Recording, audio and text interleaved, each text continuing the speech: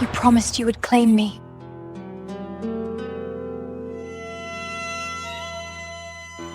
I am a coward. Of all the humiliations I have endured in this life, this was the one that hurt the most. Tell me, brother. If I withdraw the claim right now, would you claim her? Or is your pride just bruised? I could not allow that to happen. She had never been able to shift. The prince rejected her in front of everyone. What she did not expect was that the Alpha King, his brother, would take his place and claim her. The sound of swords echoed through the training fields before the sun had even touched the castle towers.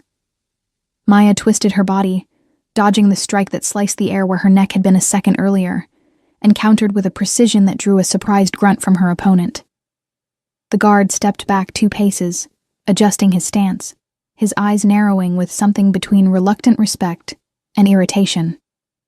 "You fight like you have something to prove," he said, raising his sword again. Maya did not answer. She simply advanced. The metal sang when their blades met, and she used the force of the impact to spin, striking the guard's back with the hilt of her sword. He dropped to his knees in the damp earth, defeated for the 3rd time that morning. "She always has something to prove." A female voice cut through the silence that followed. "That is what happens when you are born broken." Maya did not need to turn to know who had spoken. She recognized that tone. Sweet on the surface, poisonous underneath. The same way she recognized the scars on her own hands. Lady Stella, daughter of one of the king's advisors, watched from the stone bleachers, surrounded by other noble girls who giggled softly, like hyenas waiting for scraps of a wounded prey. "How many years has it been, Maya?" Stella continued, descending the steps with the practiced grace of someone trained to wound without leaving visible marks. 22? 23? And your wolf is still asleep. Maybe it died inside you. Maybe you are just this. The defeated guard got up and hurried away, as everyone did whenever the palace wolves decided to toy with their favorite target. Maya felt heat rise up her neck, but kept her expression steady. She had learned over the years that any reaction only fed the flames. Any tear was a trophy. Any tremor in her voice was victory for them. "My wolf," Maya said, lowering her sword with deliberate calm, "does not define my blade, as you just witnessed." Stella's smile faltered for a moment, only a moment, before settling back in place. "A blade will not warm your bed at night, dear, and it certainly will not make Prince Cedric look at you as anything more than entertainment." The words struck exactly where they were meant to. Maya felt the hit somewhere deep, in that place she guarded with walls built higher each year. But she did not let it show. "Excuse me," she said, sliding her sword back into its sheath. "Some of us earn our place here with effort, not with a last name." She walked away before she could see the fury on Stella's face, before she could hear anything else. The castle corridors were cool at that hour, still empty of the movement that would fill the place once the sun climbed higher. Maya walked in silence, her footsteps echoing against the ancient stone, trying not to think about Stella's words. Entertainment. Was that what she was to Cedric, after all these years? She remembered the first day she saw him, when she was only 12 years old, and he, the same age, crossed the training fields as if the entire world existed just to admire him. His golden hair glinting under the sun, his easy smile, the posture of someone who already knew he would be adored. Maya had been on the ground that day, knocked down by a strike she failed to anticipate, her mouth full of dirt and her eyes burning with tears she refused to shed. Cedric had stopped, looked at her, and offered his hand. "You fell in a very impressive way," he had said, with that smile that made people forget how to breathe. "Want to try again?" And she tried. She tried every day for the next 10 years. She got up after every fall, swallowed every humiliation, trained until her muscles screamed and her hands bled. All because at some point between shared training sessions and stolen conversations, her heart decided it belonged to him. Cedric never promised anything. That was the perfect cruelty of the situation. He never spoke words that could be held against him.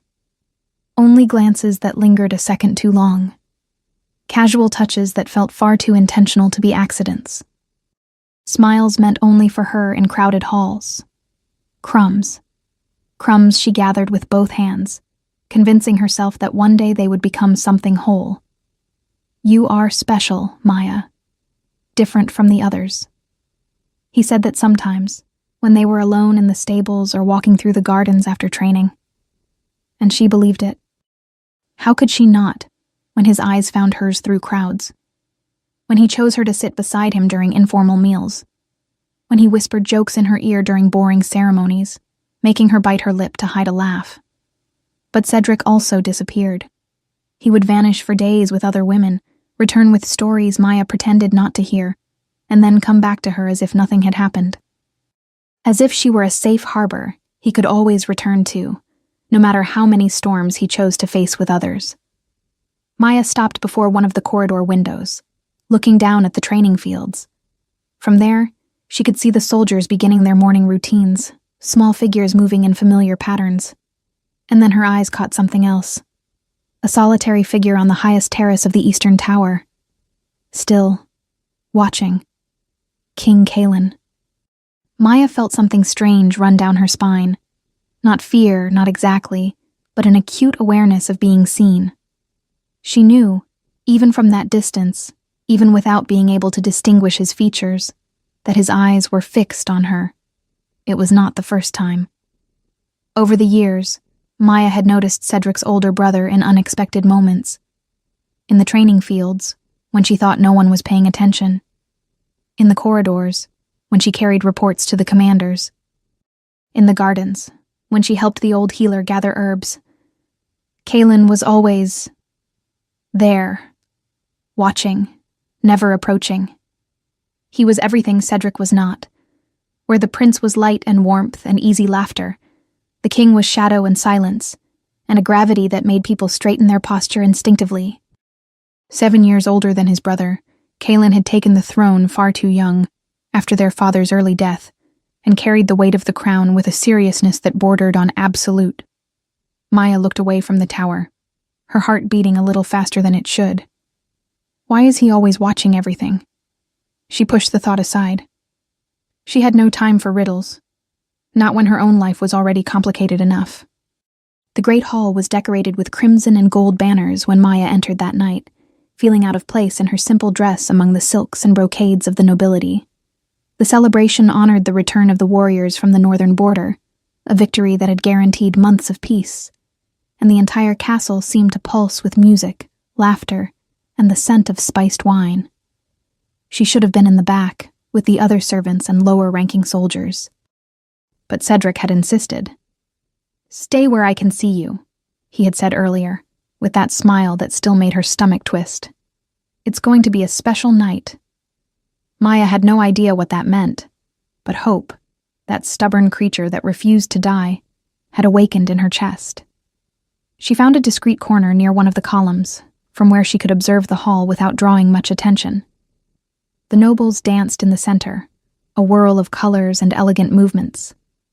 The elders spoke in groups, their deep voices blending with the musicians' melody. And on the elevated throne at the back of the hall, Kalen watched everything with the same unreadable expression as always. Maya caught herself staring at him before realizing what she was doing. The king wore black that night, always black, as if he refused any color that might soften his presence. His dark hair was tied at the nape, revealing the strong line of his jaw and eyes that seemed to absorb light rather than reflect it. He did not dance. He did not smile. He simply existed there, a gravitational force everyone felt while pretending to ignore. As if sensing the weight of her gaze, Kalen turned his head. His eyes met Maya's across the crowded hall. She felt the air leave her lungs. There was something in that look, an intensity that did not match the distance between them, a question she did not know how to answer. For an insane moment, Maya had the feeling that the king could see through all her defenses, all her masks, straight into the place where she kept her deepest wounds. Then Cedric appeared beside her, breaking the spell. "There you are," He held 2 glasses of wine, his grin wide, and his eyes shining with something she could not immediately identify. "I was looking for you." Maya accepted the glass he offered, trying to calm the racing of her heart. "You said it would be a special night," she murmured.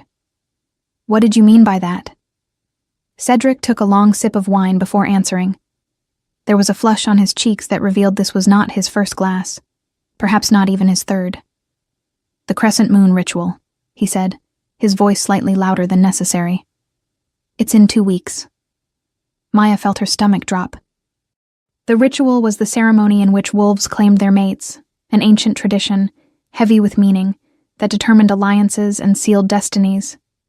She had watched several over the years, always from the shadows, always knowing her place in that sacred circle was impossible. How could she be claimed if she did not even have a wolf? "I know," she said, keeping her voice neutral. "What does that have to do with me?" Cedric stepped closer, so close she could feel his warmth, the scent of wine on his breath. "Everything," he whispered. "It has everything to do with you." And then, before she could process those words, he turned to the group of young nobles who had gathered nearby, drawn to Cedric's natural magnetism like moths to a flame. "Did you all hear that?" Cedric's voice cut through the surrounding conversations, loud enough for a dozen people to hear. "At the next crescent moon ritual, I'm going to claim Maya." The silence that followed was absolute. Maya felt the blood drain from her face. Around her, stares multiplied, surprised, curious, some openly hostile. The whispers began almost immediately, spreading through the hall like fire through dry straw. The prince is going to claim her, but she does not have. She must have bewitched him. This is a joke, right? Maya wanted to disappear.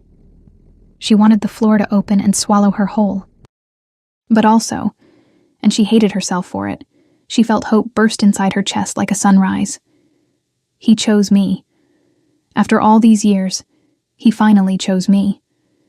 Cedric turned to her, his triumphant smile clearly satisfied with the reaction he had provoked. "Surprise," he said softly. Maya opened her mouth to respond, to question, to say anything that wasn't just standing there like a fool, when her eyes, acting on their own, sought the throne at the back of the hall. Kalen was no longer watching the crowd. He was looking directly at her, and the expression on his face, something like contained concern, sent a chill racing down Maya's spine. The following days were a whirlwind. News of Cedric's declaration spread through the castle like a sickness, infecting every conversation, every stare, every interaction. Maya could not cross a single corridor without hearing her name whispered, without feeling judgmental eyes on her back, without catching the poorly hidden, spiteful smirks. Training became harder. The other soldiers, who once ignored her with an almost respectful indifference, now seemed determined to prove she was not worthy of standing among them, much less of becoming a prince's chosen mate. "Cheap shot!" the commander roared when Maya hit the ground for the 3rd time that morning, knocked down by an obviously illegal move. "Reset!" The guard who had taken her down, a big man with a scar cutting across his face, did not apologize. He only smiled, baring his teeth. "The future lady of the prince needs to learn to defend herself better," he said, loud enough for everyone to hear. "Or does she plan on using other talents?" Laughter. Always laughter. Maya got up, ignoring the pain in the shoulder she had landed on. She raised her sword and attacked. This time, she did not follow the rules either. The guard collapsed with a shout of surprise when she struck the side of his knee, dropping him, and pressed her blade to his throat before he could react. "My talents," she said, breathless but steady, "are right here. Would you like me to demonstrate any others?" The silence on the training grounds was absolute. Maya stepped back, sheathed her sword, and walked off without looking behind her. Only when she was far enough, hidden in the shadows of the stable, did she allow her hands to tremble. 2 weeks. I just need to hold on for 2 more weeks. "You're bleeding." The voice made her jump. Maya turned, heart racing, and found Kalen standing at the stable entrance, the sunlight casting a golden outline around his dark silhouette. "Your Majesty," She bowed quickly, trying to hide her still shaking hands. I didn't know you were here. Kalen did not move. His eyes, storm gray, she realized now that he was closer than he had ever been, dropped to her shoulder, where a red stain was beginning to spread through the fabric. You should see the healer. It was not a suggestion. It was an order wrapped in the calmest voice in the world. It's just a scratch, Maya said, hating how small her voice sounded. It happens during training. It should not happen like that. Kalen stepped into the stable, and she resisted the instinct to step back. I saw what he did. The blow was intentional. Maya blinked, startled. You saw? Something flickered across the king's face, too fast to identify, before his usual neutral expression settled back in place. I watch my soldiers, he said. All of them. But you don't watch all of them the way you watch me, Maya thought, and immediately despised herself for it. What did she know about what the king did or did not do? Thank you for your concern, Your Majesty, she said, forcing her voice to steady. I'll see the healer. She moved to walk past him, but Kalen did not step aside. For one agonizing moment they stood there, she trying not to breathe, he looking at her with an intensity that made her blood run faster. Maya. He said her name as if testing its weight on his tongue. Are you sure you know what you're doing? The question caught her off guard. What do you mean? Kalen hesitated. Hesitation looked strange on him. A king who made life and death decisions without flinching, who commanded armies with a single word, who made nobles tremble with one glance. My brother, he began, then stopped. His jaw tightened visibly. Cedric is impulsive. He acts on excitement and often retreats when reality sets in. Maya felt something cold spread through her stomach. What are you trying to say? I am saying you deserve someone who is certain. Kalen's eyes met hers, and there was something there. Something she could not name. Something that made her heart beat in the wrong rhythm. Someone who does not need a glass of wine to find courage. The silence between them stretched, heavy with meanings Maya could not, or would not, decipher. Cedric chose me, she finally said, the words sounding more defensive than she intended. For the first time in my entire life, someone chose me. I won't question that. Something shut down in Kalen's expression. As you wish. He stepped aside, clearing the way for her to pass. Tend to that wound. Maya walked past him, so close she could feel the heat radiating from his body, the scent of pine and leather and something else, something that made her head spin in ways it shouldn't. She did not look back as she walked toward the castle.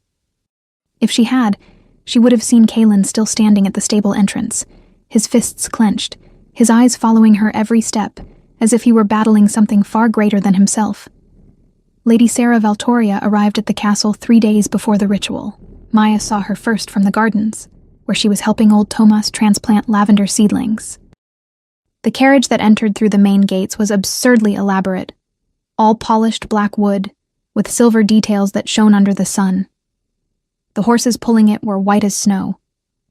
And the woman who stepped out of the carriage was even more elaborate. Sarah Valtoria had the kind of beauty that looked engineered in a laboratory, every feature calculated for maximum impact. Her red hair flowed in perfect waves over shoulders left bare by an emerald green dress. Her eyes, an icy blue, swept across the courtyard with the efficiency of a general surveying a battlefield. And when those eyes landed on Maya, across the garden's distance, something in them gleamed. It was not curiosity, not interest. It was recognition. The kind predators feel when they identify their prey. Who is she? Maya asked Tomas, unable to look away. The old healer straightened with difficulty, leaning on his shovel. Lady Sarah Valtoria, daughter of Duke Valtoria, from the eastern lands. He spat on the ground, a gesture of disdain Maya had never seen from him. They say she came to win the king. May the gods protect us from women like her.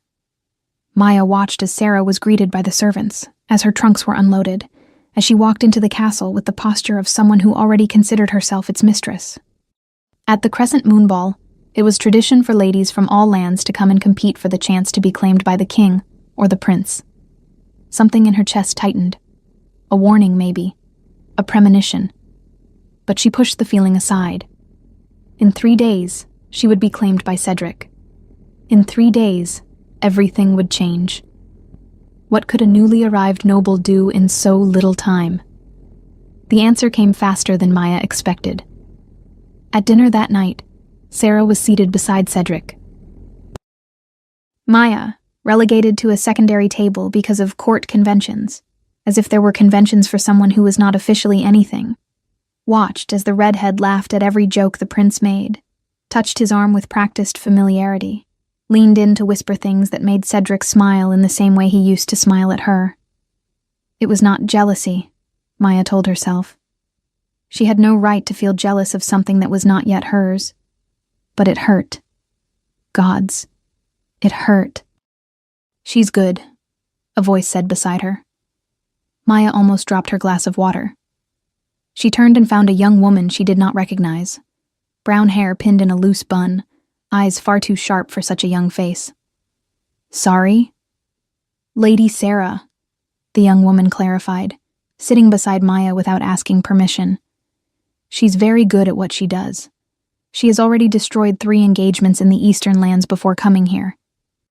Rumor says she came for the king, but it seems she found a consolation prize along the way."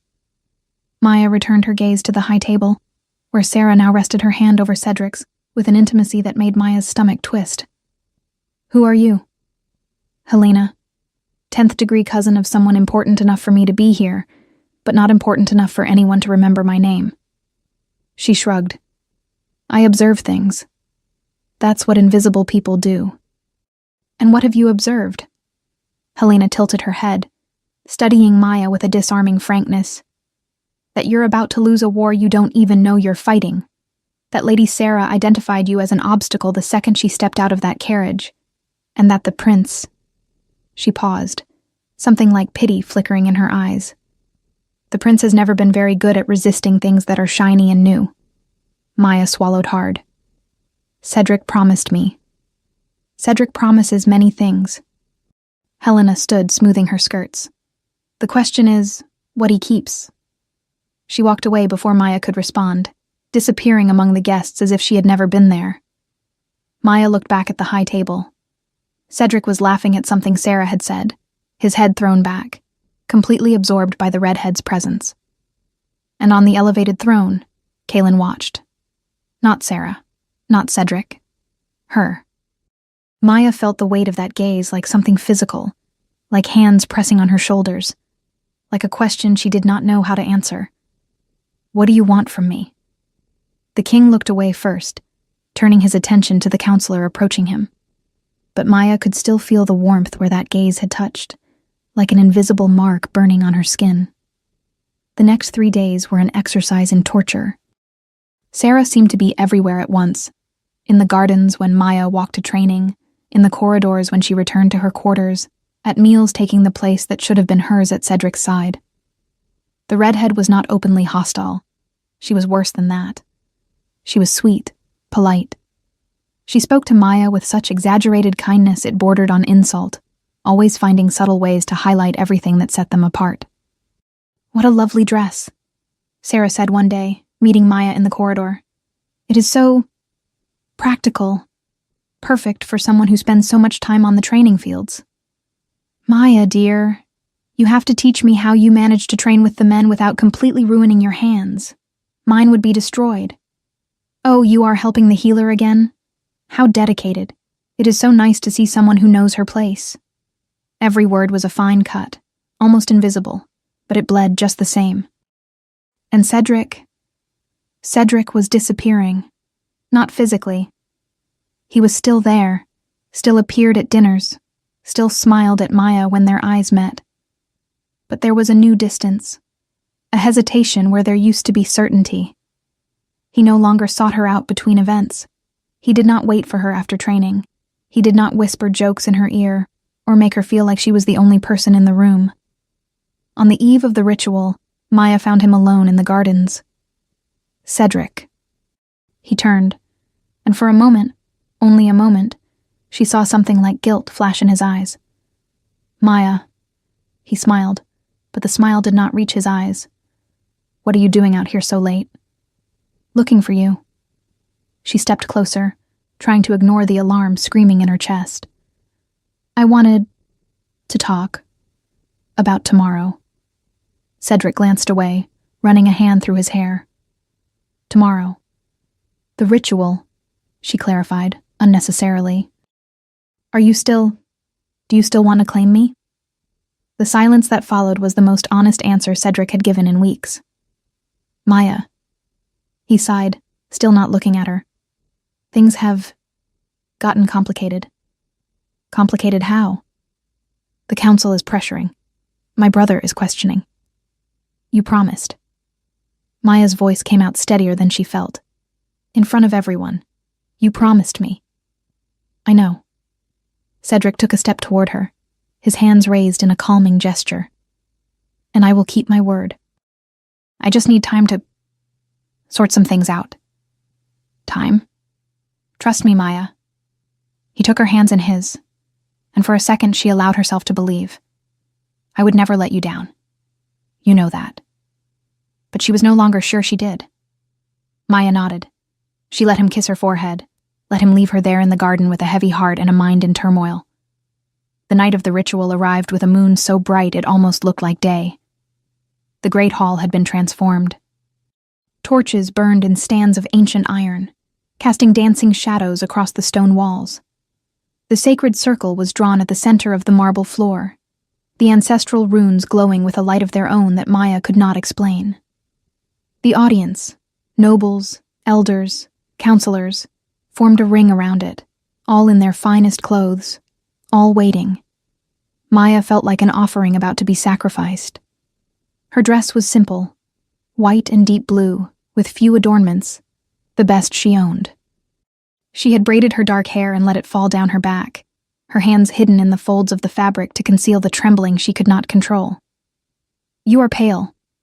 Helena appeared at her side, materializing as she always did. "Breathe." "I am breathing." "No, you are hyperventilating." Helena gripped her arm with surprising firmness. "Look at me.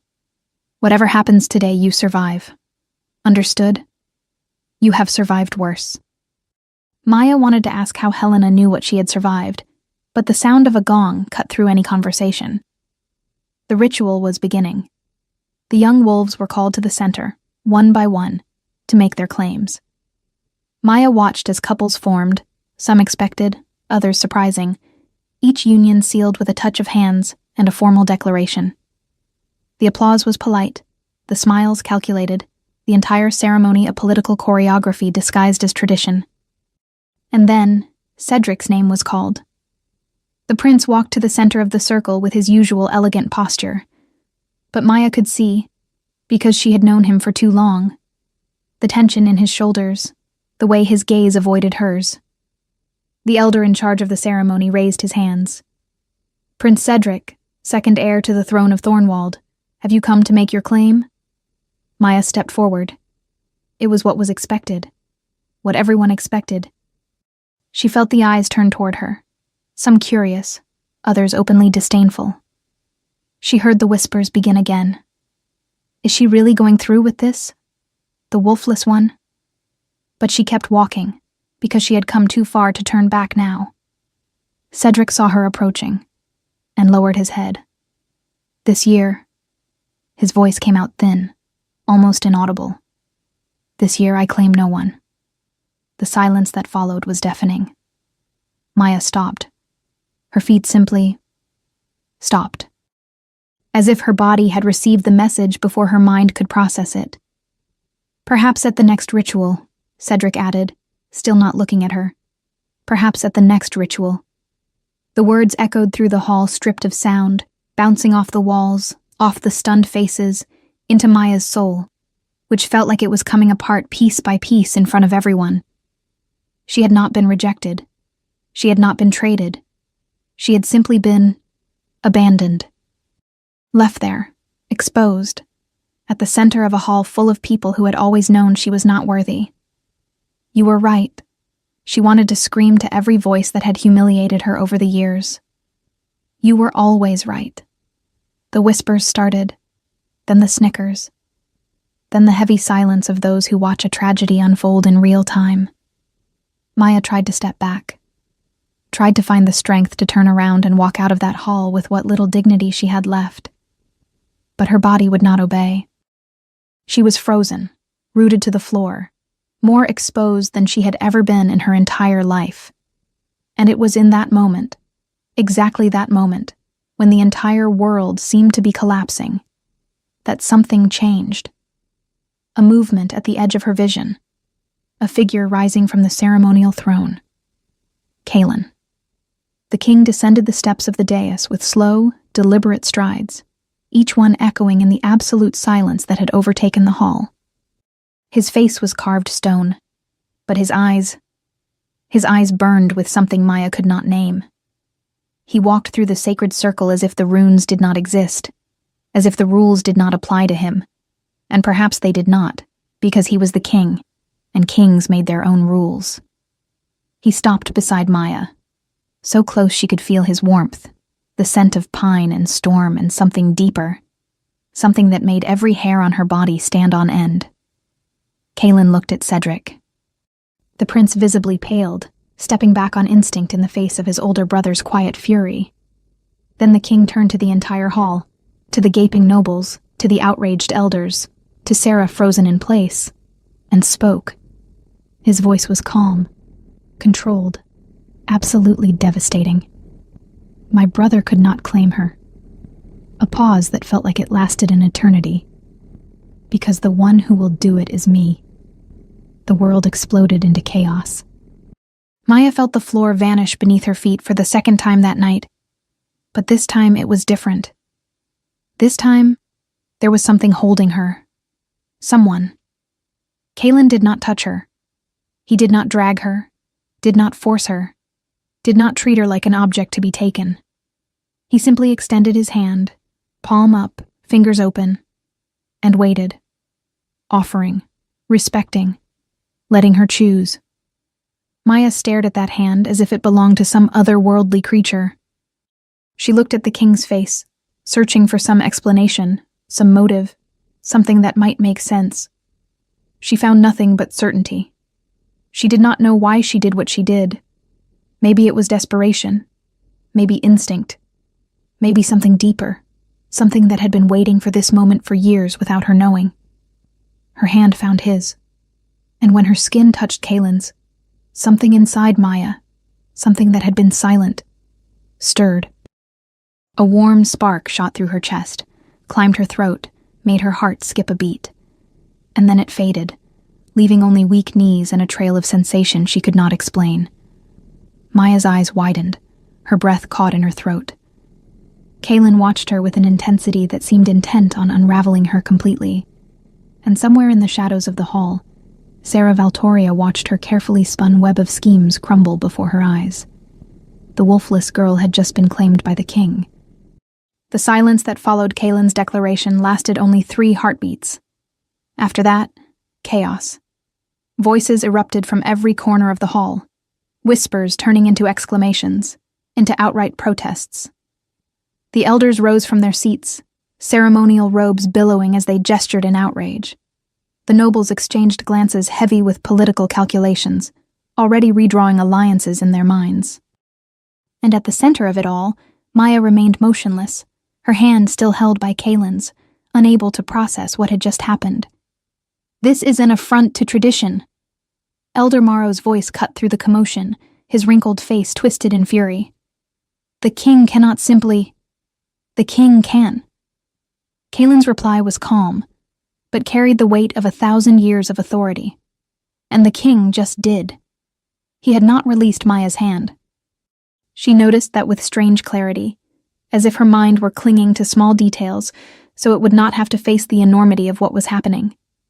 His hand was warm, steady, surprisingly calloused, the hands of a warrior. "Your Majesty." Counselor Vance approached, his voice controlled, but his eyes shining with something that looked like genuine alarm. "Perhaps we should discuss this privately." There are implications that must be considered. The implications will be addressed tomorrow. Kaelin finally released Maya's hand, but only so he could position himself beside her in a way that made it clear anyone wishing to reach her would have to go through him first. Tonight, the ritual is over. But the other claims are made. The king's tone allowed no argument. The couples formed have my blessing. The rest will have new opportunities. This ceremony is finished. He turned to Maya, and for a second his expression softened. So briefly she almost thought she had imagined it.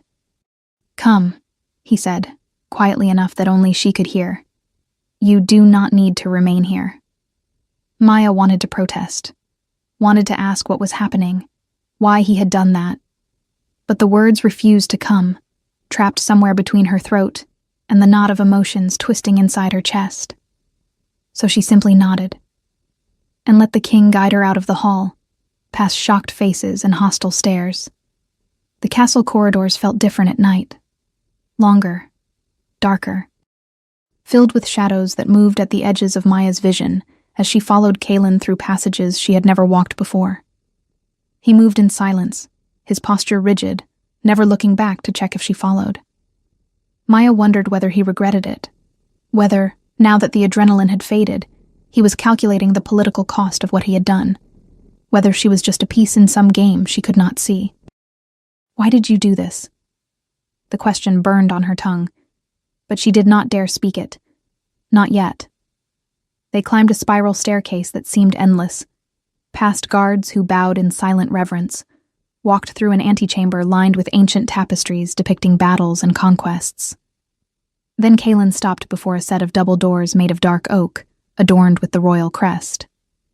"These are the chambers reserved for the king's mate," he said, his voice neutral.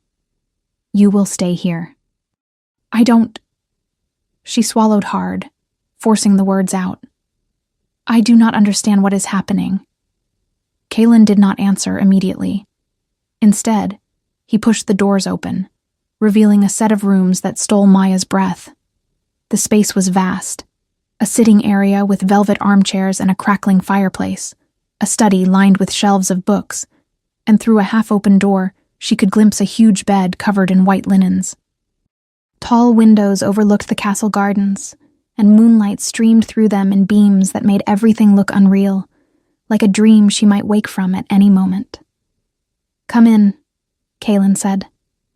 It was not an order. There was something almost hesitant in his voice that did not match the image of the unshakable king. "You are safe here." Maya crossed the threshold cautiously, feeling like an intruder in a place where she did not belong. Her eyes scanned every detail. The antique furniture, the silk curtains, the soft rugs beneath her feet, searching for something that made sense, something that explained why she was here. Kaelin entered behind her, closing the doors. The sound of the bolt sliding into place made Maya's heart race. "You have no reason to fear," he said, apparently noticing her tension. "Nothing will be imposed on you." She turned to face him. In the glow of the fireplace, Kaelin looked different. Less the distant king and more human. The shadows softened the hardness of his features, and there was something in his eyes, a weariness, perhaps, or a vulnerability he usually kept hidden, that made Maya want to step closer instead of away. "Why?" The question finally escaped, carrying all the confusion and pain of the night. Kaelin walked to the fireplace, bracing one hand on the stone mantel as he looked into the flames. "Because you did not deserve to endure another humiliation." "That is not an answer." "It is the truth." He turned to face her, and there was an intensity in his gaze that made the air feel heavier. "I watched you grow on the training fields. Watched every fall, every humiliation, every time you stood again when anyone else would have given up. I saw the strength you carry, Maya. A strength you yourself fail to recognize. But before that, I watched your parents. I saw your father and mother fight beside mine at the borders. Saw their loyalty, their courage. When they died in service, it was my father who promised you would never be left unprotected. He brought you to this castle, And when he was gone, that promise became mine. Maya felt something tighten in her chest. For an instant, everything made sense in a way that was almost cruel. So that's why he feels responsible. You were watching me. It was not a question. It was an understanding that had been forming for years, in all those moments when she had felt the weight of an unseen gaze on her shoulders. Yes, Kaylin did not look away, did not try to soften or explain. I watched you. Why? This time, Kaylin hesitated. His expression shifted, not into coldness, but into something harder to hide. In the beginning, he said at last, I watched because it was my duty, because I owed your parents, and my own. He drew in a slow breath, as if preparing to cross an invisible line. But over time, it was no longer about responsibility. Maya's heart quickened. There was something about you I could not ignore, Kaylin continued, his voice lower now. Something that made me pay attention even when 1,000 other things demanded it.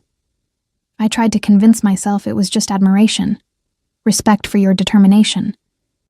But tonight, when I saw you standing there, exposed like that, he stopped, his jaw tightening sharply. I suspected Cedric would not have the courage to claim you.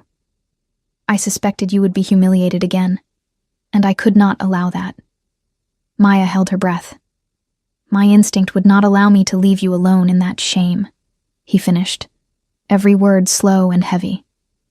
And for the first time in a very long while, I did not want to fight it.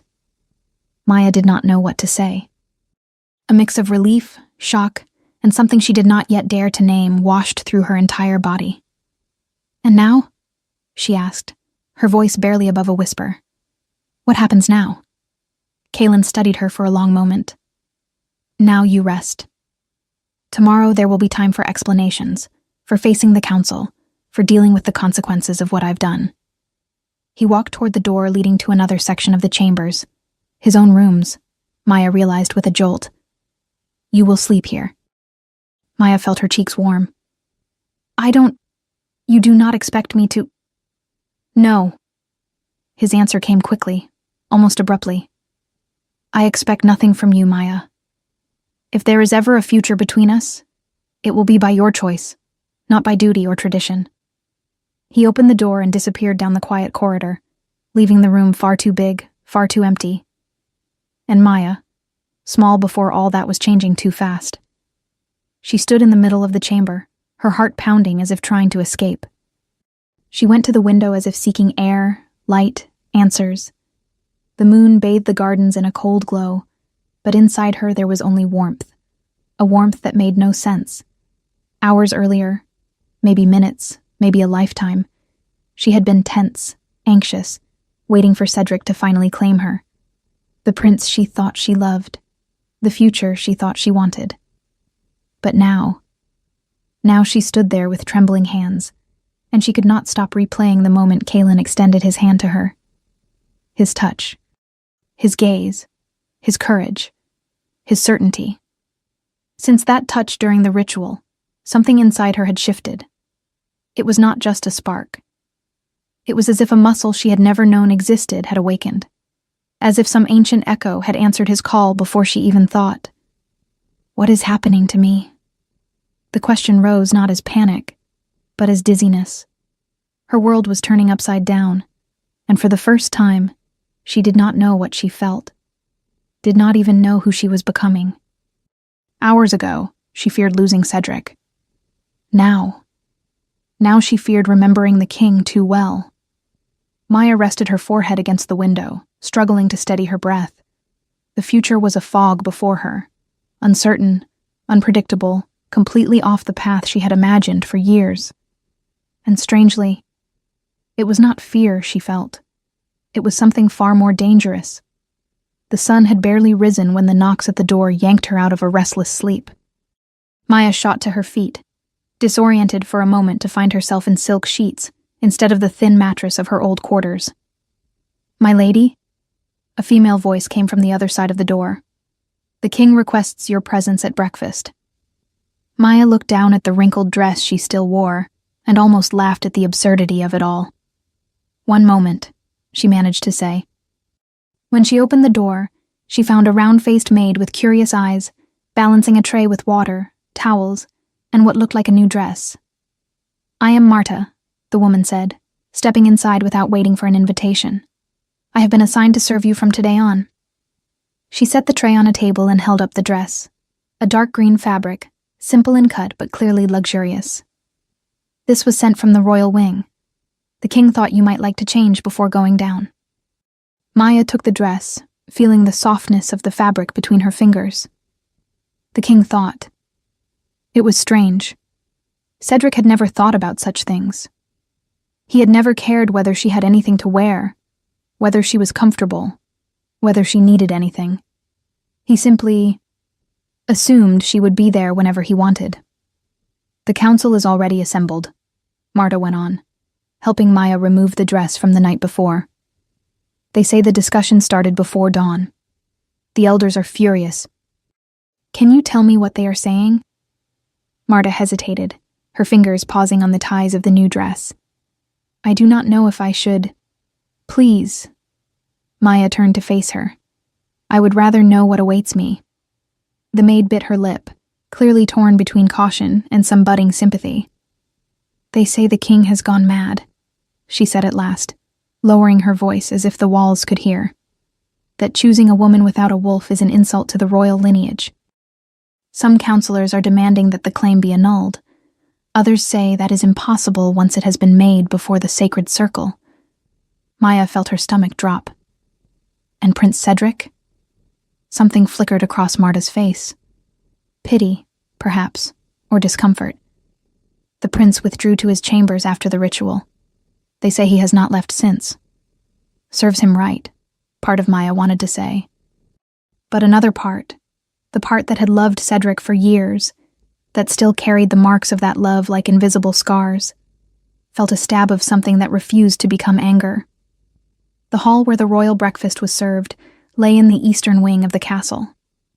When Maya entered, with Marta at her side, she immediately felt the weight of every gaze turned toward her. The table was long, occupied by faces she recognized from the night before. Counselors, elders, a few high-ranking nobles.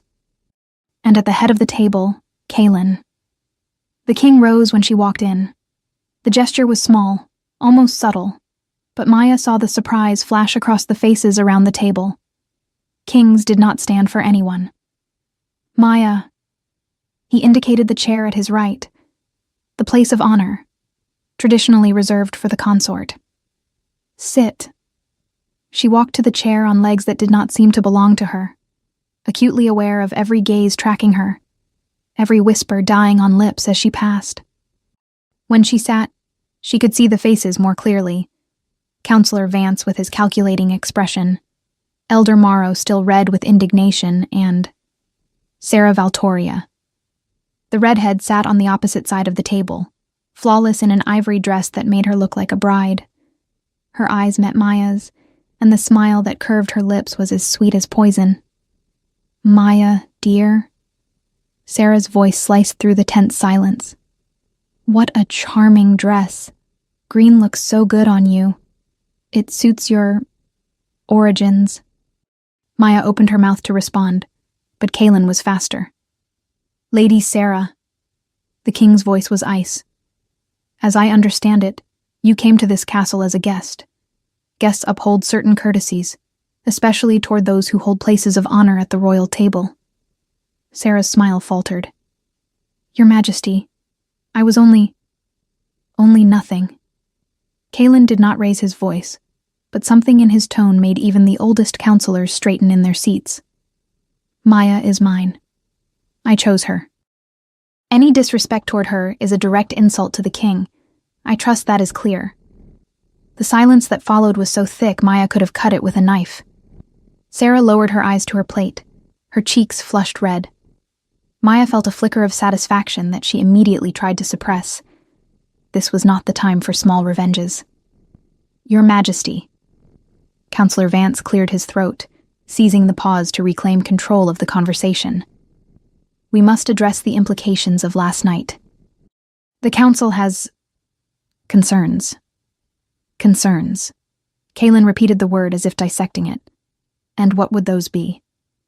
Miss Maya has never manifested her wolf. Vance spoke with the care of someone walking on broken glass. Tradition is clear. The royal consort must be able to bear strong heirs, without a wolf. Tradition is also clear about claims made within the sacred circle, Kaelin cut in. Once declared, they are irrevocable.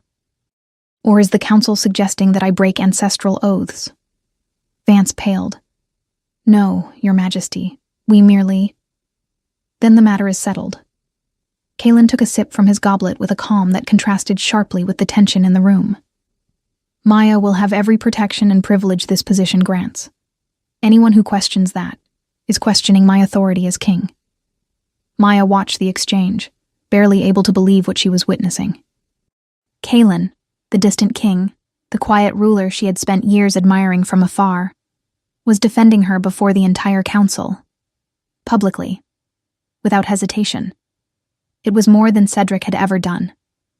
The comparison rose in her mind before she could stop it, dragging with it a wave of conflicting emotions. Where Cedric made promises in whispers and backed down under pressure, Kaelin spoke openly and faced any opposition head-on. You deserve someone who is certain. His words in the stable, days ago, echoed in her mind with a new meaning. Excuse me. A familiar voice cut through her thoughts. Everyone turned to the entrance of the hall, where Cedric stood. Maya felt the air leave her lungs. The prince looked wrecked. His golden hair was tousled, dark circles hollowed his handsome face, and there was a pallor to his skin that spoke of a sleepless night. But it was his gaze, when it found hers, that struck her like a physical blow. There was pain there. Regret. And something else.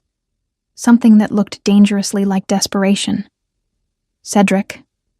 Kaelin's voice was controlled, but Maya could feel the tension radiating from him like heat from a fire. We did not expect to see you this morning. I need to speak with you. Cedric did not look away from Maya as he spoke. In private.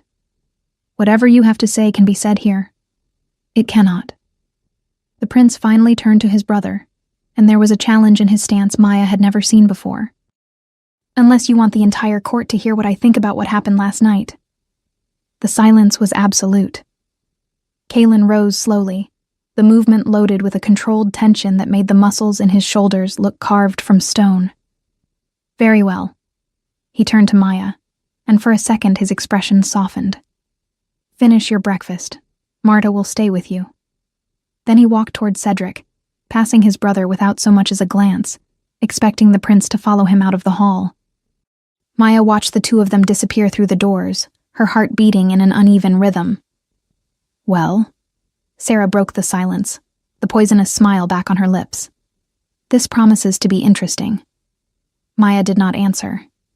She only tightened her grip around her goblet until her fingers hurt, and tried not to think about what was happening beyond those walls. The inner gardens were the only place in the castle where Kaelin allowed himself to feel anything beyond the weight of the crown.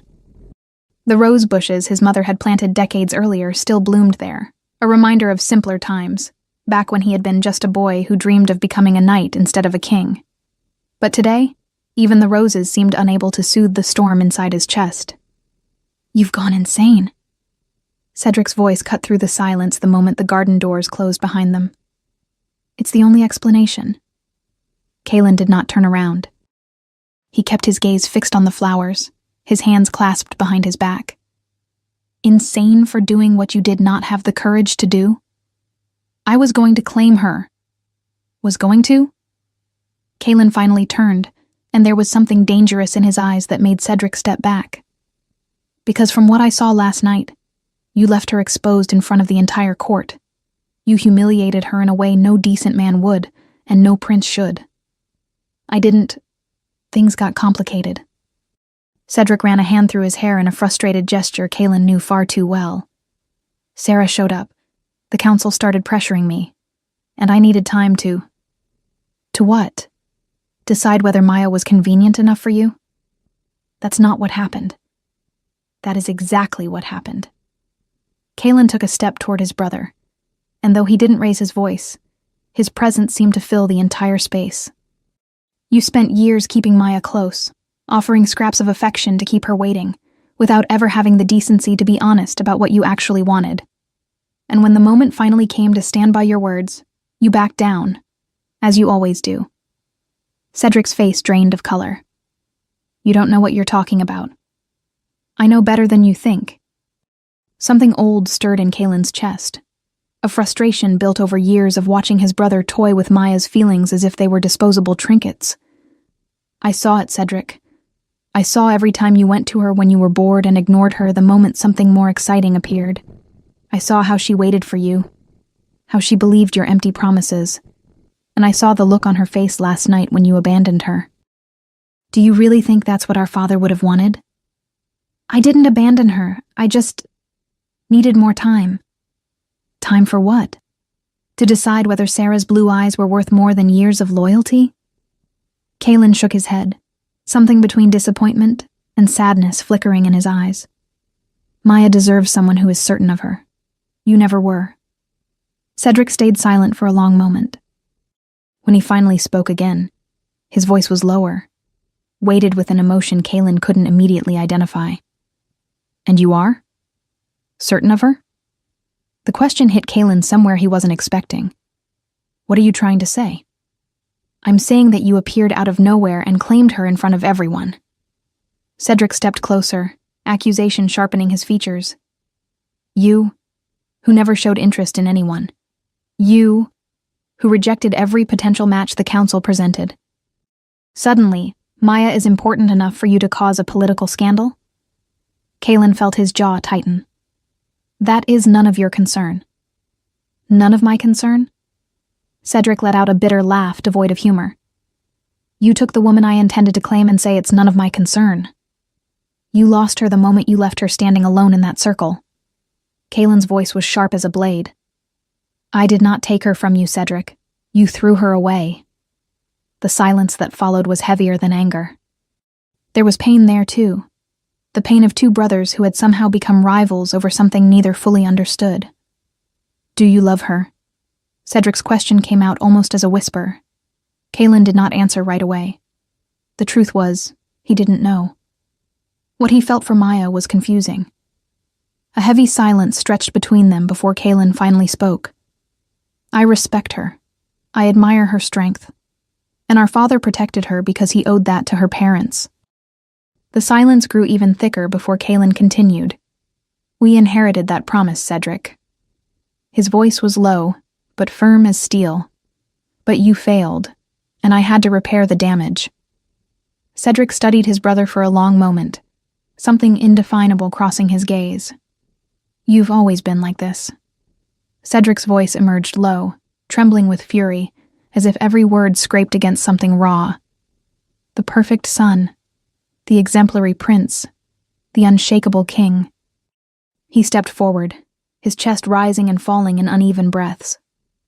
And now you use our father's name just to avoid admitting the truth. That you want her. That you didn't even think for 1 second before claiming the woman I love. Cedric. Kaelin tried, his voice still controlled. But Cedric was no longer hearing anything. He lunged forward, fast, his hand clenched into a fist, aiming for his brother's jaw. The movement was brutal. But Kaelin caught the blow midair, his hand closing around Cedric's fist like an iron shackle. No hesitation. No visible effort. Just raw strength and absolute authority. They stood face to face, the air between them crackling with something feral. Let go. Cedric spat, trying to yank his arm back. Stop. Kaelin's voice finally lost its calm. Do not do this. Cedric tried to pull free again, but with a firm pivot, Kaelin twisted his body, pinning his brother from behind, his forearm locked across Cedric's chest. Cedric snarled, thrashing like a trapped animal. Let go. You will stop only when you think clearly again. Kaelin's voice was deep now, heavy, intense. Stop, before you do something you cannot undo. Cedric tried to break free once more. Kaelin tightened just enough to remind him which of them was stronger. Do you know what's really happening to you? Kaelin murmured near his brother's ear, his voice cutting. Pride. Nothing but pride. Cedric froze for a heartbeat. You never saw Maya for who she truly is. Kaelin went on. You never wanted the woman who stood by you for years. You wanted what she represented for your ego. Cedric was breathing hard, trembling with rage. Kaelin released him, deliberately, stepping back and letting the prince regain his footing. And that was when he struck. Tell me, Cedric. Kaelin lifted his chin, his gaze steady, almost merciless. If I undo what I did, if I annul the claim right now, would you claim her? Cedric opened his mouth, but no sound came out. Kaelin took another step toward him. And if you did, would it be because you want her? A deadly pause. Or because your pride is wounded? The words cut through Cedric like a blade. Without another word, Cedric turned on his heel and left, abandoning the king alone among his mother's roses. Kaelin remained there for a long time, staring at the flowers without really seeing them. You want her too. Cedric's words echoed in his mind, dragging up sensations he had been trying to suppress for far longer than he cared to admit. He thought of Maya, of the way she lifted her chin whenever she refused to show weakness, of the spark in her eyes when she managed to knock down an opponent during training. And he thought of how, since the previous night, every time she walked into a room, something in his chest seemed to tighten in a way he could not explain. It was unsettling. It was frightening. And in a way he could not begin to understand. It was also liberating. Kaelin shook his head, forcing control back into his body. There was a kingdom to govern, a council to pacify, and a confused young woman who depended on him for protection. This was not the time for existential doubts. With one last glance at the roses, he walked back toward the castle. Maya spent the rest of the morning exploring her new chambers, trying to get used to the idea that this space was now hers. A sound at the door made her turn. Marta came in carrying a tray with lunch, her round face set in an expression that hovered between worry and barely disguised curiosity. The king sent this. She set the tray on a table near the window. He said you should eat something, and that he will come to see you tonight, if you allow it. If you allow it. Maya felt something warm spread through her chest at those words. Even now, even after everything, Kaelin still asked for permission. Tell him that yes, he can come. The afternoon passed in a haze of thoughts and uncertainty. Maya tried to read, but the words would not stick. She tried to rest, but sleep would not come. She tried not to think about Cedric, about Kaelin, about what the future might hold, but it was impossible to think of anything else. When night fell, she stood in front of the mirror, adjusting for the 10th time a dress Marta had brought her, her hair loose, falling in dark waves over her shoulders, and she wondered whether she was getting too dressed up, or not enough, or if none of it truly mattered. The knock at the door made her jump. Come in. Kaelin stepped inside, and Maya felt the air leave her lungs. The king had traded his formal clothes for something simpler, a dark tunic, riding pants, boots that showed signs of wear. His hair was looser than she had ever seen it, and without the armor of courtly formality, he looked younger, more approachable, more dangerous. Maya. He stopped a few steps away from her, as if afraid to get too close. I hope I am not intruding. You are not. She hated how small her voice sounded. I was just waiting. The corner of his mouth lifted. Not quite a smile, but the closest thing to one she had ever seen on him. Waiting for me? You said you would come. I did. He walked to the window, looking out at the moon beginning to rise over the gardens. We need to talk about a few things. About what happens from now on. Maya moved closer, stopping at his side without touching him. Did the council accept it? The council had no choice. There was a faint note of satisfaction in his voice that did not match his usually controlled demeanor. The claim was made in the sacred circle. To break it would be a sacrilege none of them would dare commit. But they are not happy. No. Kaelin turned to face her, and Maya realized he was closer than she had thought. Many believe I made a mistake. And you? What do you believe? The question hung between them, heavy with meanings neither of them could quite put into words. I believe I did what was right, Kaelin said at last, his voice lower now. I believe you deserve more than what you have been given. Maya nodded, but something in her chest was still heavy, a question she could not swallow. How was it? The words slipped out before she could stop them. The conversation with Cedric. Kaelin visibly tensed. The change was subtle, a tightening of his shoulders, a clench in his jaw. But Maya noticed. She always noticed the details others ignored. It was what it needed to be, he answered, his voice losing some of the warmth it had held moments before. Is he all right? The silence that followed was sharp enough to cut. Kaelin stepped away from the window, taking a few strides toward the fireplace. With his back to her, his posture looked like a wall. You are worried about him. It was not a question. It was a statement, and there was something in the way he said it, something that sounded like disappointment, that made Maya's stomach sink. That is not it, she rushed to say, taking a step toward him. You are brothers. I do not want to be the reason for a war between you. I do not want you to fight because of me. Kaelin turned slowly. His eyes found hers, and she saw something there she had not expected. Vulnerability. It is not because of you, he said quietly. It is because of his choices, his failures. But, Maya. He said her name in a way that stopped her cold. Cedric made his choices. I made mine. Whatever stands between me and my brother is not something you need to carry. She wanted to argue. Wanted to explain that it was not about Cedric. Not really. It was about not wanting to tear a family apart. It was about the guilt she carried for being there, in that room, taking up a place she had never imagined would be hers. But the words would not come. And Kaelin kept looking at her like that, as if he were waiting for something, as if every second of silence confirmed a suspicion he did not want to have. The disappointment in his eyes was almost tangible. I should go, he said, already turning toward the door. You need to rest. Maya felt panic claw its way up her throat. He was pulling away. He was reading everything wrong. He was thinking she still cared for Cedric in a way she no longer did. Not after everything. Not after last night. Not after feeling Kaelin's hand in hers and realizing it was different from anything she had ever known. She moved on instinct. Or maybe it was not instinct at all. Maybe it was something that had been growing inside her since the moment he stepped down from that throne and walked to her in the middle of the hall. Maybe it was the only way she knew to show what words could not carry.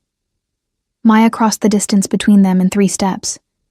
Her hands found his face, the strong line of his jaw, the warmth of his skin beneath her fingers. And before she could think, before she could regret it, she kissed him. For a second, Kaelin did not move. 1 second that felt like an eternity, during which Maya was certain she had made the biggest mistake of her life. And then his hands found her waist. The touch was firm, sure, almost possessive.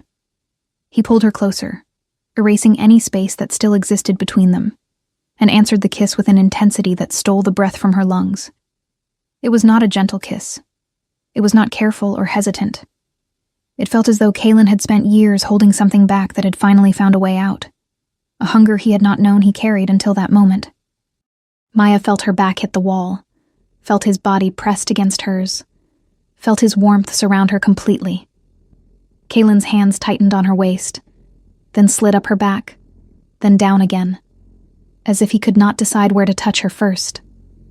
The kiss deepened. Maya parted her lips, and when his tongue met hers, a sound escaped her throat, somewhere between a sigh and a moan, that made her blush even in the midst of that whirlwind of sensation. She had not known a kiss could be like this, had not known her body could respond this way, as if every nerve ending were on fire, as if something inside her were awakening, stretching, wanting more. When they finally pulled apart, both were breathless. Maya kept her eyes closed for a moment, unable to face what she had just done. The heat in her cheeks was almost painful, and her heart pounded so hard she was sure Kaelin could hear it. She opened her eyes, finding his gaze only inches from hers. I do not know why I did that. It was a lie. She knew exactly why she had done it. She just did not have the courage to say it aloud. Kaelin studied her for a long moment. His hands were still on her waist, his body still keeping her pinned against the wall, and there was something in his eyes, something between surprise and a satisfaction he was trying not to show, that made her heart skip a beat. That, he said, his voice hoarse in a way she had never heard before, was unexpected. Maya felt her face burn even hotter. Sorry. I should not have. Do not apologize. Kaelin finally stepped back, putting a bit of distance between them, but his gaze never left hers. Never apologize for something like that. The air between them was still charged, still felt electric. Maya could feel every place his body had touched hers, like invisible marks on her skin. I should go, Kaelin repeated, but this time there was something different in his voice, something that sounded like reluctance.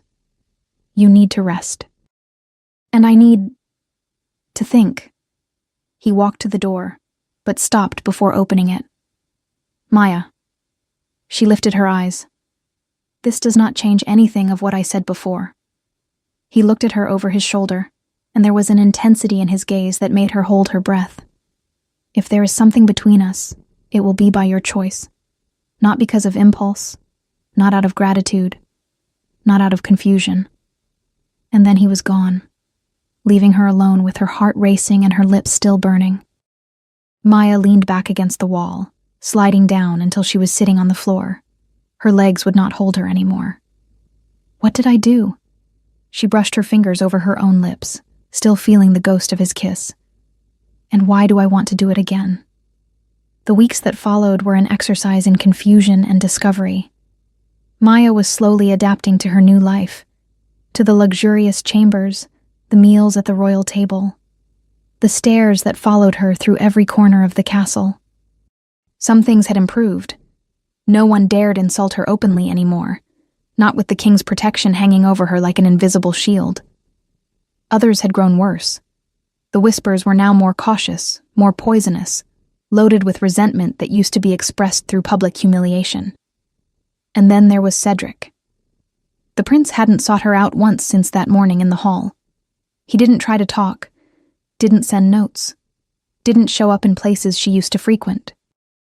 It was as if he had decided the best way to deal with the situation was to pretend she didn't exist. But Maya saw him.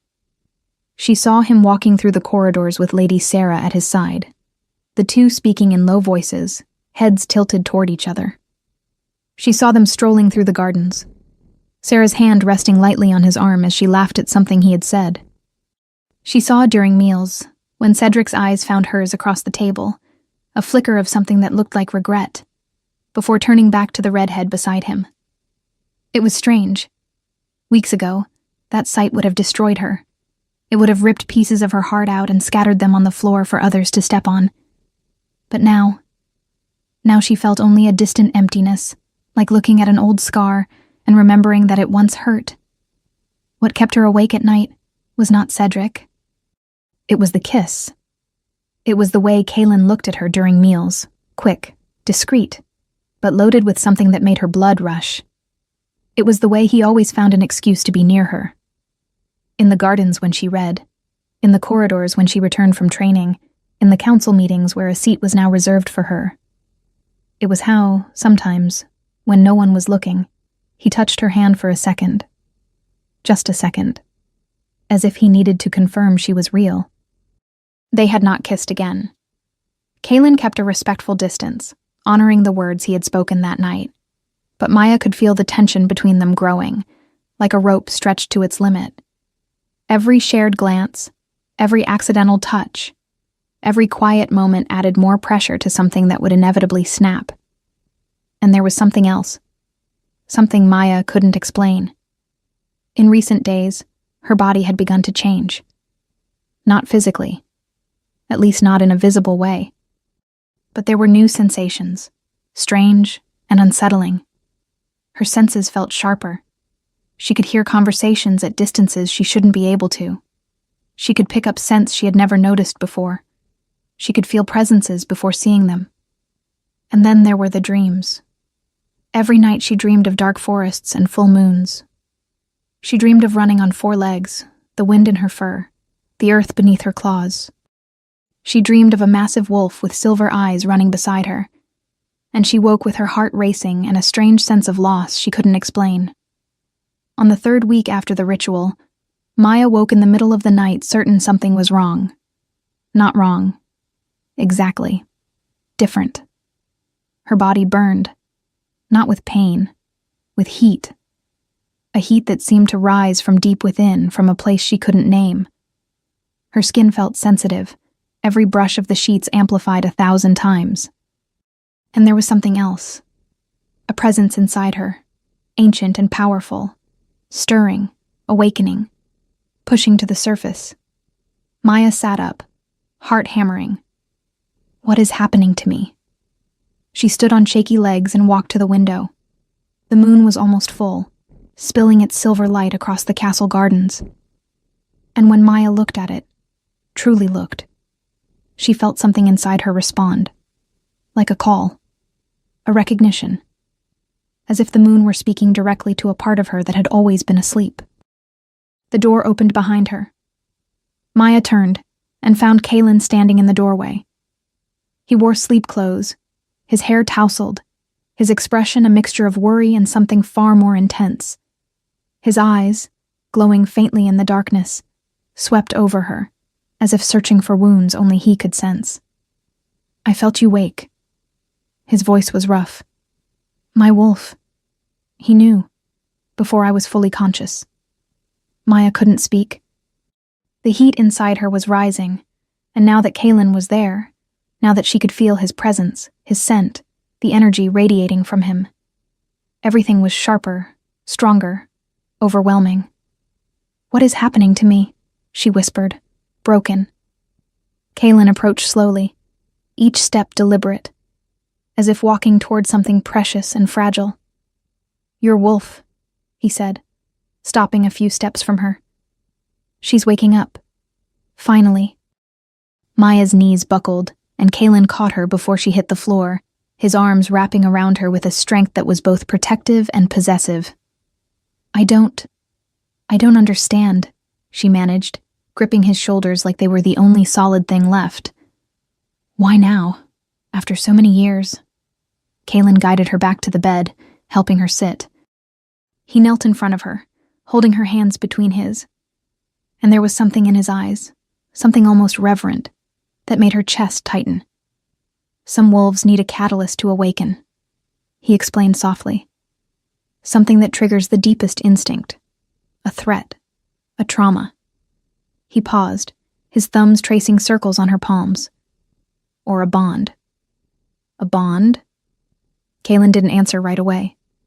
His eyes met hers, and she saw a question there, one he seemed afraid to ask. When I touched your hand during the ritual, he finally said, did you feel something? Maya remembered the moment. The spark. The heat. The sense that something inside her had shifted for the first time. Yes, she whispered. I felt it. Something flickered across Kaelin's face. Relief, maybe. Or hope. My wolf felt it too. He guided her hand to his chest, pressing it over his heartbeat. He recognized something in you. Something that had been sleeping, waiting. What are you saying? Kaelin hesitated. The great king who never hesitated before councils or armies suddenly vulnerable in a way she had never seen. I'm saying that maybe there was a reason I did what I did that night.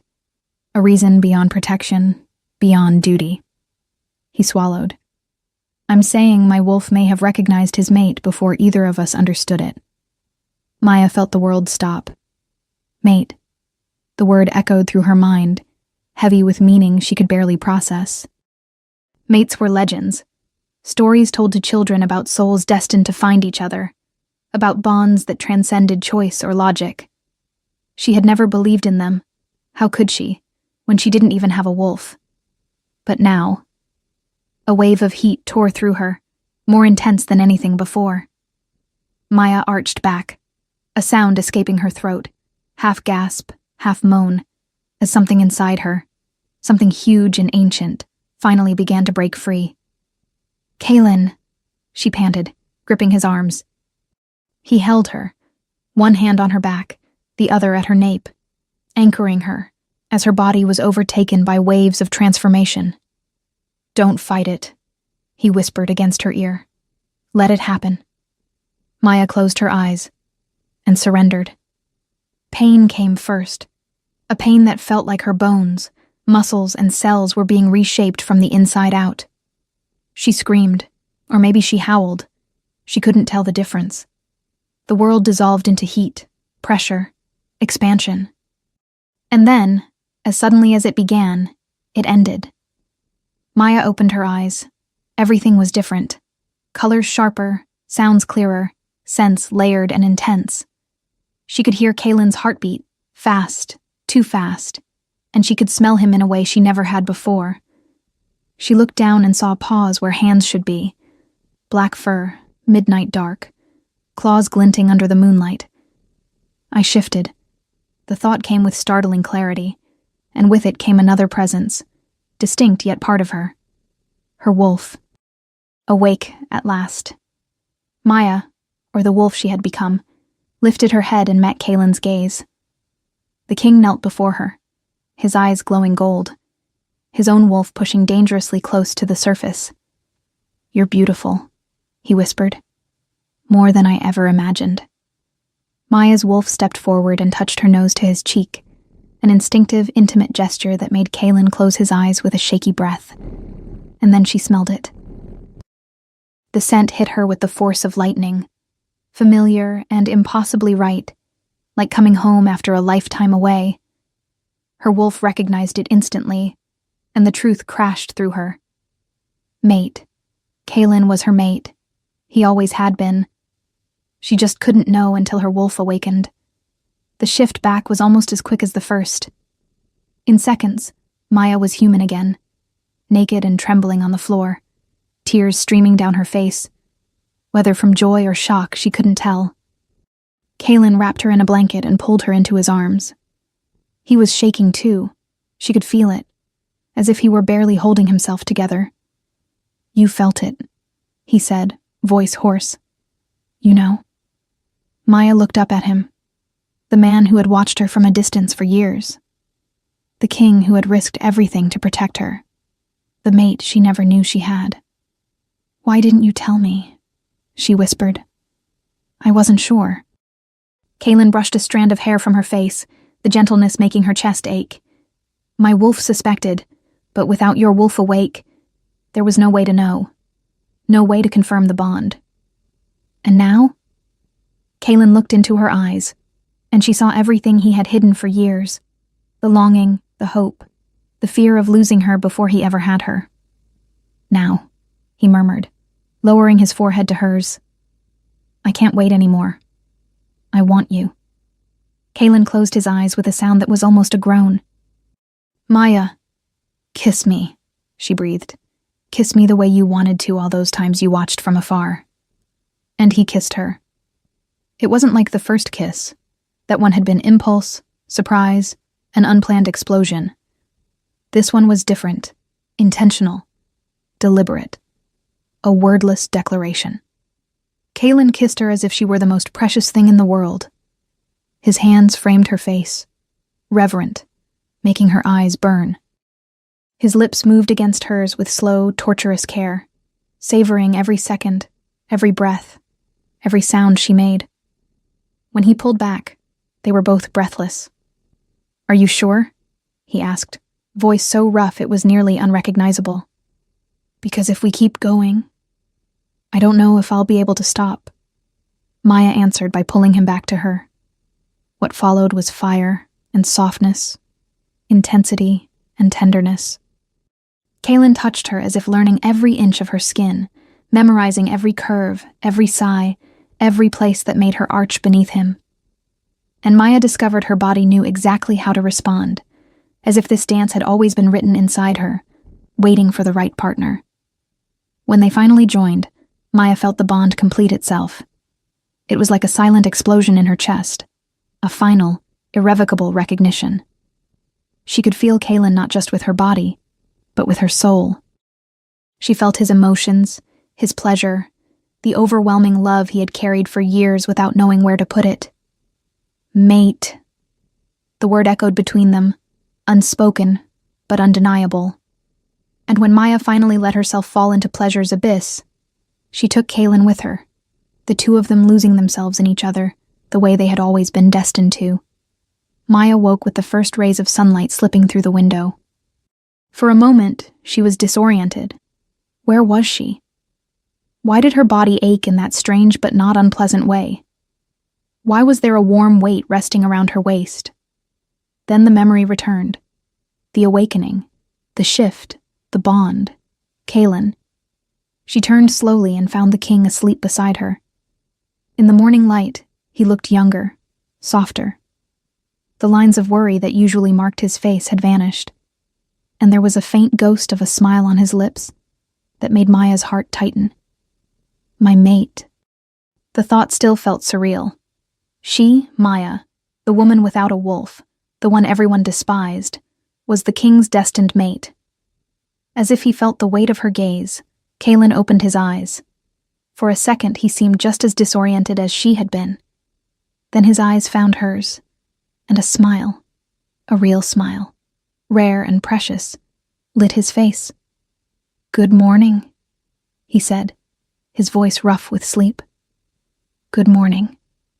He lifted his hand and traced the line of her jaw with his fingers. "I thought it had been a dream," he murmured.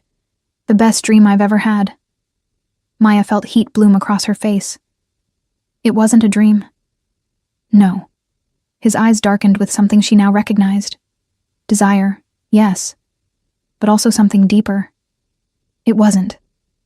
He pulled her closer, pressing soft kisses to her forehead, her eyelids, the tip of her nose. Gentle kisses, almost reverent, that made Maya want to laugh and cry at the same time. "The council is going to lose their minds," she said, reality beginning to seep into the perfect cocoon of that morning. "The council can go to hell." Maya laughed, a surprise sound that escaped before she could contain it. "That's not very king-like of you." "I don't care." Kaelin propped himself up on an elbow, looking at her with an intensity that stole the air from her lungs. "I spent years doing what was expected. Years being the perfect king, the unshakable leader, the man with no weaknesses. But you..." He paused, as if searching for the right words. "You are my weakness, Maya. And for the first time in my life, I don't want to be strong." Maya felt tears burn behind her eyes. "Kaelin, I love you." The words came out like a confession, like a surrender. "I think I always have. Since the first time I saw you fall on the training grounds and stand back up as if nothing had happened. Since the first time I heard you answer an insult with your chin held high. Since always." A tear slipped free, running along Maya's temple until it disappeared into her hair. "I do too," she whispered. "I think I love you too. I just didn't know it yet." Kaelin smiled, that rare smile that transformed his entire face, and kissed her again. The news spread through the castle before the sun even reached its highest point. Her wolf had awakened. Maya heard the whispers as she walked through the corridors beside Kaelin, his hand firmly intertwined with hers. Servants stopped what they were doing to stare. Guards straightened with a new kind of respect in their eyes. And the nobles, the very same ones who had laughed at her, who had bet on how long it would take for the king to realize his mistake, now looked away when she passed, as if they couldn't bear to face the living proof that they had been wrong.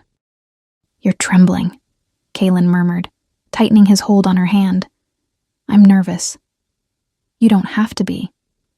He stopped, turning to face her in the middle of the corridor, completely ignoring the curious stares around them.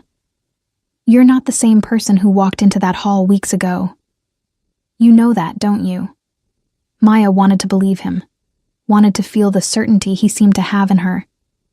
But the girl who had spent years being humiliated, still lived somewhere inside her, and that girl was terrified. The great hall was packed when they entered. The council had been summoned in an emergency session, along with the elders, the high-ranking nobles, and anyone who held even a fragment of influence in the kingdom. Maya could feel the tension in the air, a mix of curiosity, hostility, and something that felt very much like fear. She walked beside Kaelin all the way to the dais where the throne stood, aware of every gaze tracking her. The dress Marta had chosen that morning was black with silver accents, the king's colors, and Maya knew the choice wasn't accidental. It was a statement. When they turned to face the crowd, the silence was absolute. "I've called you all here," Kaelin began, his voice echoing against the stone walls, "to end any doubt regarding the choice I made at the Crescent Moon ritual." Elder Morrow stepped forward, his face still holding the remnants of indignation he had worn since that night. "Your Majesty, with all due respect, the situation remains unchanged. A woman without a wolf cannot. She has a wolf." The 4 words dropped over the hall like stones in still water. Morrow paled. "How?" Kaelin didn't answer. Instead, he looked at Maya and gave a subtle nod. She had practiced her shift all morning, with Kaelin patiently guiding her through the process. It was still strange. Still felt like putting on a body that didn't quite fit yet. But she could do it. Maya closed her eyes and called her wolf. The transformation was smoother this time. There was still pain, but it was familiar now, almost welcome. She felt her bones rearrange, her skin bloom into fur, her senses expand 1,000-fold. When she opened her eyes, golden instead of brown, she was seeing the hall from an entirely different perspective. And the hall was in shock. Maya knew her wolf form was striking. Kaelin had said as much, with a reverence in his voice that made her blush even while she was fully shifted. And her size.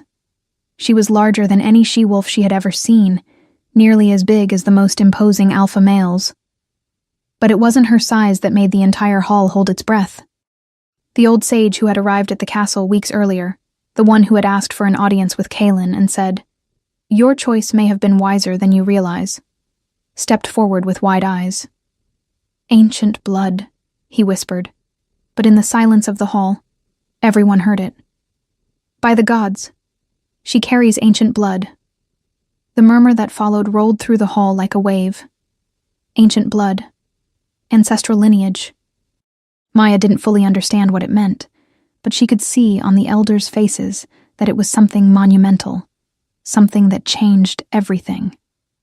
Elder Morrow looked as if he had swallowed his own tongue. His mouth opened and closed without sound, his face flickering between red and pale as he struggled to process what he was seeing. This is impossible," he finally managed. "The ancient bloodline went extinct centuries ago." "Apparently not," Kaelin said, and there was an almost predatory satisfaction in his voice. Maya's parents came from the northern lands, from old villages that preserved traditions forgotten by the rest of the kingdom. The lineage was sleeping inside her, waiting for the right moment to awaken. Maya shifted back, and Kaelin immediately wrapped her in his own cloak, shielding her from the stares as she caught her breath. "Do you still believe I made a mistake?" the king asked, staring directly at Morrow. The elder didn't answer. There was nothing to say. One by one, the council members bowed their heads. The nobles followed. The elders bowed as well, some reluctantly, others with what looked like genuine respect. The broken girl, the wolfless soldier everyone had despised, was now the most powerful woman in the kingdom after the king himself. Maya saw him before he could hide. Cedric stood at the back of the hall, partially concealed behind one of the pillars. He had not bowed with the others. He simply stood there, frozen, watching as the world he knew collapsed around him. His eyes met hers across the crowd. There was no anger there, no arrogance, none of the haughty pride she had grown used to over the years. There was only emptiness. A deep, devastating emptiness that made something inside Maya tighten despite everything. Cedric turned and left the hall without looking back. Maya watched him go, aware that this was the end of something. the end of the girl who had loved a prince who had never deserved her. Kaylin's hand found hers, warm, steady, absolutely present. "Are you all right?" he asked quietly. Maya looked at him, her mate, her king, the man who had seen something in her long before she could see it herself, and felt a certainty she had never felt before. "I am," she said. "For the first time in a very long time, I truly am.